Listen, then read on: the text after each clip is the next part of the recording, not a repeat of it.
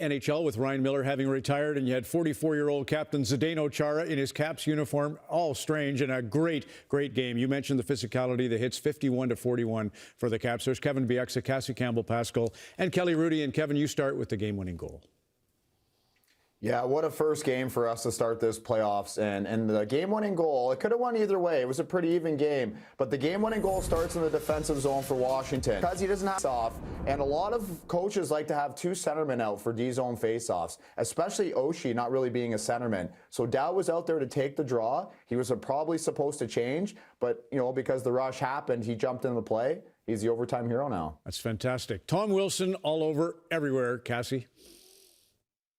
He really was. And, you know, before this series began, both coaches were talking about how players needed to keep their emotions in check based on how the regular season series went between these two on the TJ Oshie / Nic Dowd goal. So a big night for Tom Wilson, and a good on him for staying disciplined. And Peter Laviolette, I mentioned at the top, he's from Greater Boston, and his Flyers, when he had Philadelphia, beat Boston, rallying from down 3-0 with some really neat coaching tactics. And Kevin pointed that clever move out there in the OT.